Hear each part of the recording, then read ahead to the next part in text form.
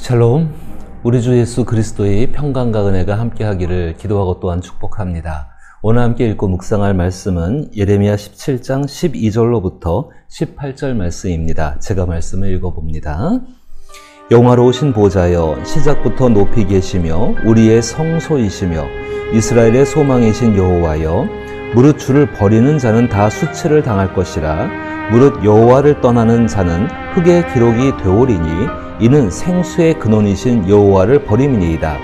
여호와여, 주는 나의 찬송이시오니 나를 고치소서. 그리하시면 내가 낫겠나이다. 나를 구원하소서. 그리하시면 내가 구원을 얻으리이다. 보라, 그들이 내게 이르기를 여호와의 말씀이 어디 있느냐, 이제 임하게 할지어다 하나이다. 나는 목자의 직분에서 물러가지 아니하고 주를 따라 싸우며 재앙의 날도 내가 원하지 아니하였음을 주께서 아시는 바라. 내 입술에서 나온 것이 주의 목전에 있나이다. 주는 내게 두려움이 되지 마옵소서. 재앙의 날에 주는 나의 피난처 신이이다.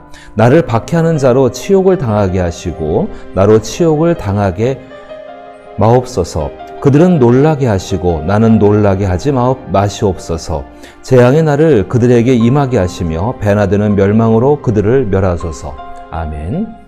예레미야의 세 번째 고백인 동시에 저주의 기도라고 말씀을 드렸습니다. 다시 한번 저주의 기도라는 말의 용어를 설명하게 되면은 다른 사람을 해코지 하고 내 마음의 앙심을 풀기 위해서 하나님께 기도하는 그것이 아닙니다. 아무 의미도 없는 일들입니다. 그런 일들은.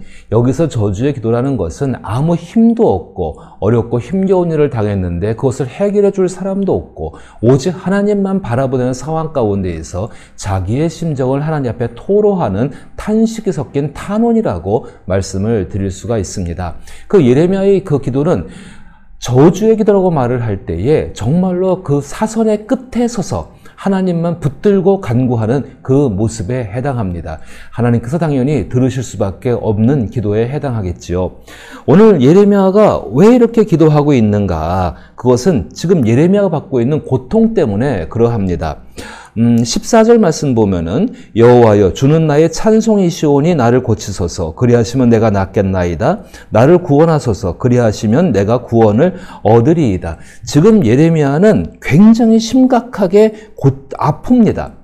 예레미야는 몇 가지의 단어를 사용합니다. 나를 고치소서. 그럼 내가 낫겠나이다. 구원하소서. 내가 구원을 얻겠나이다. 그러니까 지금 절대적으로 구원이 필요한 상황이고 무언가 치료가 필요한 상황이고 회복이 필요한 상황이라는 것입니다. 병들어 있다는 것을 우리는 알 수가 있고 그의 심령이 상해 있다는 것을 알 수가 있고 그의 삶의 모든 것 속에서 정말로 얼마나 많은 사람들이 이 예레미야를 핍박했는지 사실 그렇지 않습니까?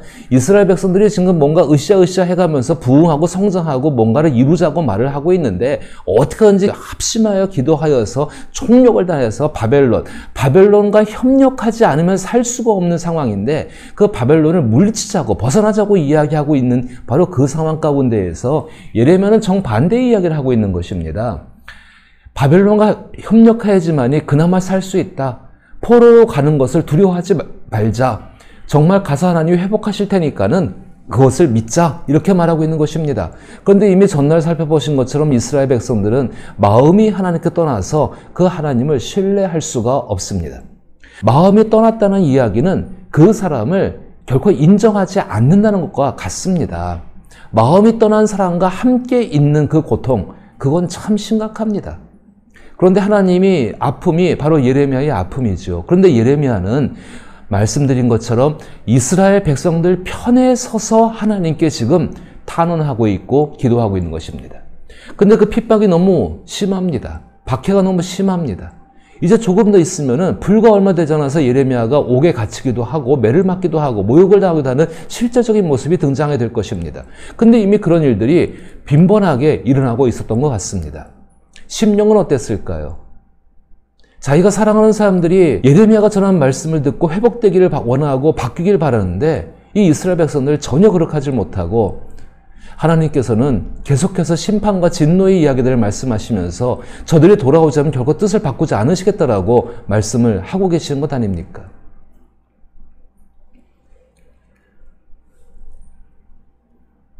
하나님이 어떤 분이신가?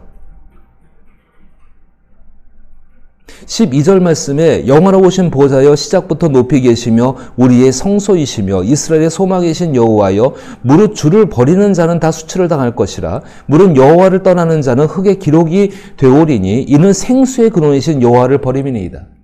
하나님께서 이스라엘 백성들을 1장 가운데 그 죄를 지적하실 때 저희가 생수의 근원인 여호와 나를 버렸고 저희가 물을 담지 못하는 웅덩이를 팠기 때문이라고 말씀하십니다. 생수의 근원을 버렸다. 생명과 떨어진 것입니다. 그들의 모습이 어떻게 될까요? 그들은 흙에 기록된다. 묘비가 세워지는 것들은 1차적으로 말씀드릴 수 있지만 흙에 기록된 것은 반드시 흙은 먼지처럼 사라질 수밖에 없는 것이지요. 기억되지 못하고 그 존재 자체가 사라지는 것을 의미하게 될 것입니다. 여호와를 떠나면 어떤 결과가 벌어지는가? 흙에 기록돼서 흙이 사라지면 사라지는 것처럼 지워지는 것. 마치 모래 위에다가 자기 이름을 써놓고 파도가 한번 쓸고 지나가면 그 모래 위에 쓴 이름이 깨끗하게 지워지는 것처럼 그렇게 될 수밖에 없다는 것입니다.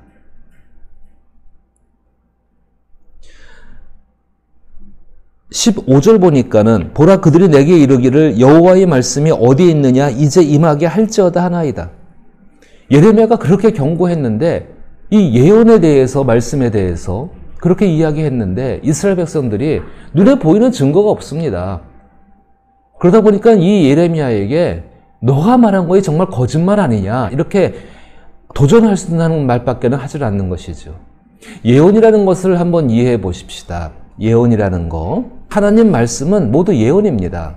근데 그 예언이라는 것이 하나님께서 미래에 있는 어떤 일들을 족집게처럼 쏙쏙 뽑아서 말씀하시는 것이 아니라 하나님께서 과거와 현재를 바탕으로 그 상황 가운데 어떻게 될지를 인과 논리적으로 설명하시는 것이 다만 우리의 작은 뇌가 이해하지 못해서 알지 못하는 것뿐이지 하나님께서 하나님의 지혜로서 이렇게 될 수밖에 없는 것을 말씀하고 있는 것입니다.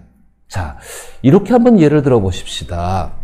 어떤 사람이 계속해서 방탕한 생활을 하고 술, 담배를 즐기고 그리고 생활에 불규칙하고 그런 생활을 하고 있습니다. 그럼 그 사람 의사가 아니라 할지라도 보통 사람들 볼 때 그 사람 결과 그거를 고치지 않으면 어떻게 된다는 것입니까? 그 사람 정말로 그것 때문에 병이 걸릴 수밖에 없고 죽는 것. 그렇게 말씀하시는 것이 하나님의 예언입니다. 인과성을 갖고 이야기하는 것입니다. 현재의 삶으로부터 이야기하시는 것입니다. 사람들은 자기의 삶을 보지를 않았습니다. 그러다 보니까 예레미야가 말하는 것, 뭐가 이루어지고 있냐? 아무것도 이루어지지 않고 있는데 너는 왜 그렇게 여호와 이름 가지고 떠들고 있느냐? 그렇게 말을 하는 것이죠. 눈에 가시거리처럼 여기고 있는 것이죠.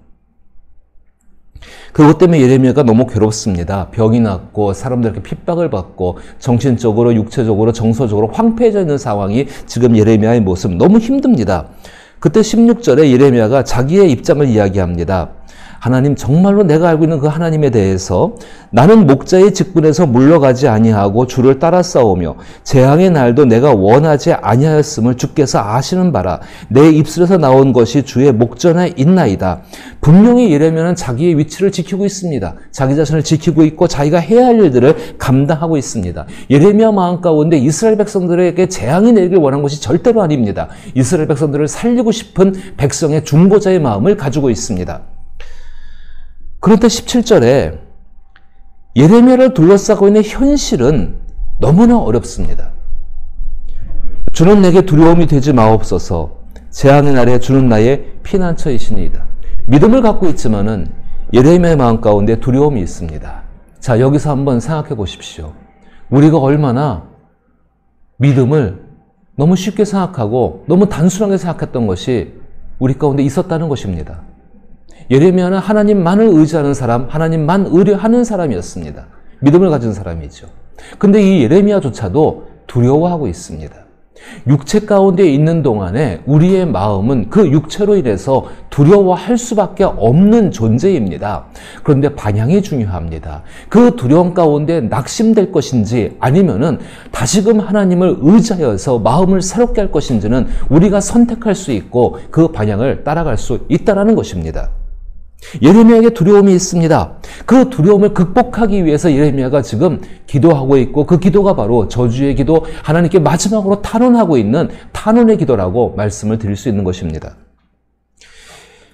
18절에 나를 박해하는 자로 치욕을 당하게 하시고 나로 치욕을 당하게 마옵소서.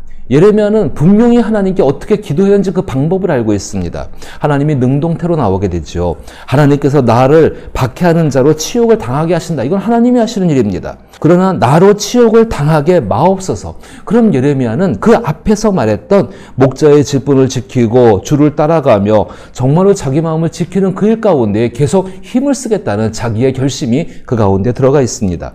그들은 놀라게 하시고 나는 놀라게 하지 마옵소서. 똑같은 입장입니다. 그리고 재앙의 날을 그들에게 임하게 하시며 배나드는 멸망으로 그들을 멸하소서. 죄가 멸해지기를 원하고 있는 것이지요. 이 사랑하는 우리 위더스 교회 성도 여러분, 정말로 우리는 너무나 세상 속에서 힘이 없고 답답하고 탄식밖에 없을 때, 어디도 의지 없을 때 쉽게 이렇게 말합니다. 하나님만을 의지하십시다. 그리고 하나님을 믿으십시다. 하나님을 믿고 하나님을 의지한다는 것은 하나님께서 하신 말씀을 그가 이루시고 그 이루시는 것이 나에게는 현재인 것처럼 믿고 살아가는 것입니다. 그래서 믿음은 보이지 않는 것들의 실상이라 말씀하시고 증거라고 우리 가운데 히브리서에서 이야기하고 있지 않습니까? 그 믿음을 새롭게 할 수 있게 되기를 원합니다. 새롭게 한다는 게 다른 믿음을 또 가져오는 것이 아니라 어제의 믿음과는 다른 오늘도 하나님을 의지하고 하나님의 뜻이 이루어지는 것, 그래서 하나님께서 행하시는 모든 것 속에서 내 삶의 상황들이 결정된다라는 그 믿음을 우리는 가지시게 되기를 바랍니다. 하나님은 우리를 향해 선하십니다. 그 선하신 뜻으로 우리를 인도해 가십니다. 우리의 마음을 하나님께 터놓을 수 있기를 기도하고 또한 부탁합니다. 너무 종교적인 상황 가운데 있으면은요, 하나님의 그 넓은 품과 넓은 관용과 이해를 생각하는 것이 아니라 내가 하나님 앞에서 어떻게 있어야 되는가를 더 많이 생각하게 됩니다. 하나님 품 안에 있다는 것을 기억하십시오. 그리고 조금은 더 우리의 마음을 하나님 앞에 솔직하고 정직하게 있는 것 그대로 내놓을 수 있기를 바랍니다. 절대 그것을 창망하지 않으십니다. 오히려 살피시고 돌보셔서 새롭게 하시고, 여기 예레미야처럼 목자의 직분에서 물러가지 않게 하시고 재앙의 날도 원치 않는 하나님의 선한 마음, 그리스도 예수의 심정을 가지고 살아가게 하실 줄로 믿습니다. 그 삶을 살아갈 수 있기를 나사렛 예수 이름으로 축복합니다.